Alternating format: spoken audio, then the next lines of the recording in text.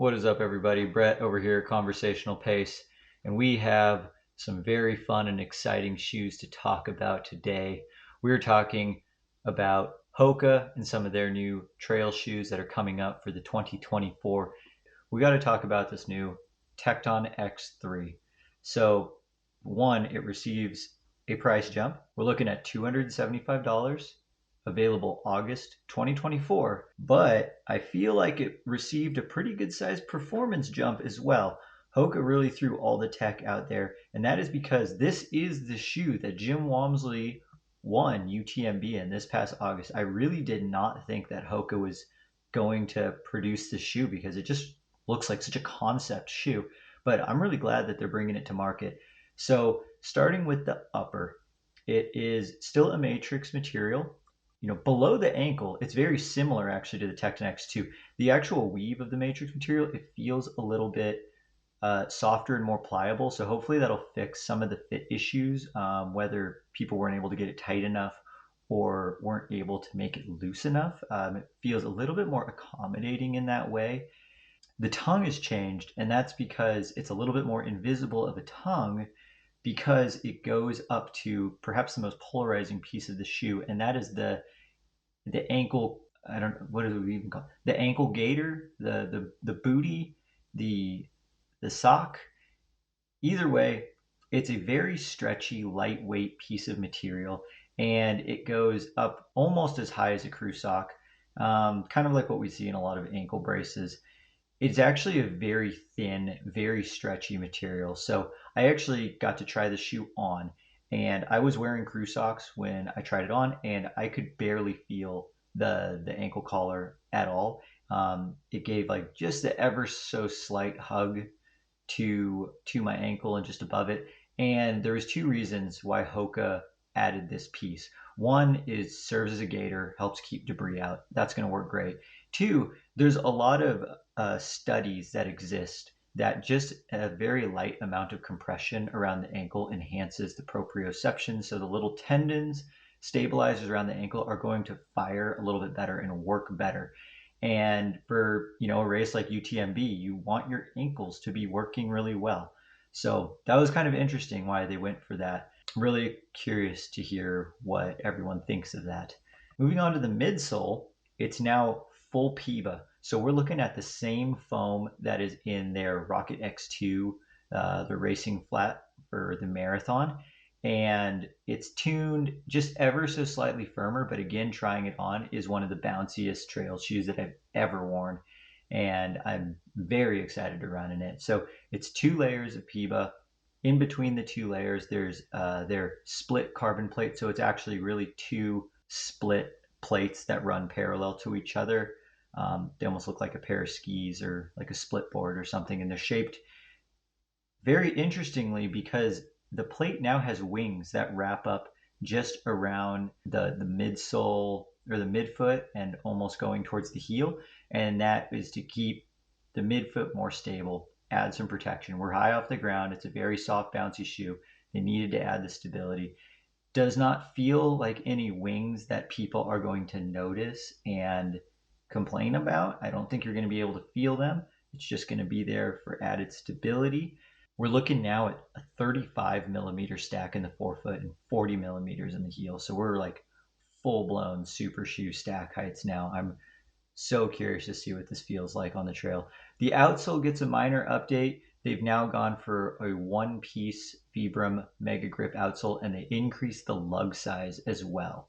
So that should help with durability. I know some people had delaminating issues with the previous Tecton X2 outsole, and I'm so interested in where this shoe actually works best. I was talking to the Hoka marketing team, and I didn't quite get the clearest answer. My question for them was, the Tecton X has always traditionally been a shoe designed around Western states. Now the shoe wins UTMB. Is it a UTMB shoe or is it a Western state shoe? Or is it really truly one of those first shoes that's going to be excellent at both? My initial hunch is that for most people, it's going to be a Western states, more runnable type shoe. And it's going to be a shoe for technical mountain terrain for just a select few people because of how bouncy and responsive it is. So that was just my 2 cents on that. Again, that's $275, available August 2024. The next shoe that we have lined up is the Speedgoat 6. Now, this is going to be the shoe that's going to be the bread and butter for Hoka. You know, they're going to sell like 1,000 Speedgoat 6s for every Tecton X3. This one is $155, and the first launch of it is actually going to be right around Western States. They're going to do a limited edition Western States release first before their, and it'll be a special edition colorway before their main colorway releases after that. The upper is a very similar material to the Speedgoat 5, but it's an ever so slightly different weave. The reason for that was that people had stretching issues in the Speedgoat 5, and this one ideally is supposed to stretch less. We will see. They tweaked the tongue. It just got a little bit more traditional looking. Again, people are going away from the super thin tongues that cut into your ankle. I appreciate that.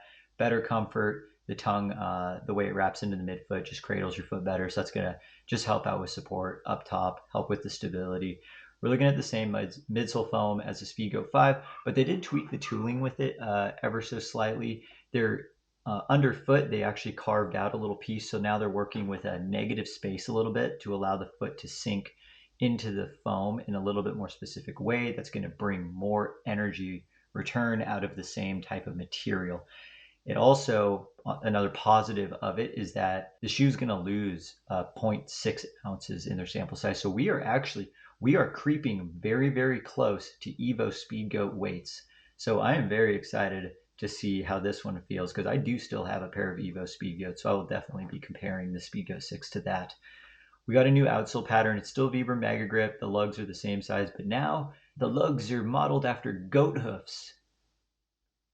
Yeah, we got goat hoof outsole now, so that's exciting. Shoe's also going to be available in Gore-Tex, so we're looking June 2024 for the Speedgoat 6. The last shoe that I got to see was the new Hoka Torrent, the Torrent 4. So now this is kind of Hoka's like budget, kind of intro to trail, door to trail kind of shoe. It's getting much closer in terms of its size and shape to the Hoka, the Challenger and the Speedgoat. So it's higher stack than the Speedgoat 3. It's actually now the exact same stack height as the Speedgoat, which is interesting. But it's a more responsive foam, aka firmer, so it won't feel quite as plush as the Speedgoat. The outsole is just their in-house rubber, a very tight lug pattern, so it's going to work really well on the roads and the trails. So it's going to actually be a great door to trail shoe, and it comes in at a very approachable price of $130. So I don't know, and it's really encroaching on Hoka Challenger type territory. So there might be a little bit of a turf battle between the Torrent 4 and the Hoka Challenger 6. Really curious to feel out the differences between the two. So that's Hoka Torrent 4. Actually did not get an exact month when that's coming out, but it's going to be $130. That is everything that's new from Hoka. You know, they really covered the whole pricing range. You know, we're looking $130 up to $275. But, you know, while that Tecton X3 is $275, I really like that they're releasing a shoe showing what they're capable of. I mean, they know they're probably not going to sell too many of them, but they want everyone to know this is the type of material science that we have. This is what we're capable of. And at the same time, I hate to say it, but $275, you know, Nike Ultrafly's $260, Speedland's $275, Norda's, you know, $280 to $300. That's just kind of where the top of the market is. And at least from a tech standpoint, it feels like Tecton X3 might be winning. So let me know what you think. I want to hear all your opinions about Hoka's 2024 trail shoes. And if you do want to check out the current 2023 lineup of Hoka trail shoes, I will add a link below in the description, which will take you to Running Warehouse. Still got a few more shoe preview videos to make, so I will get at it. Hope everyone has a great day. See you in the next one.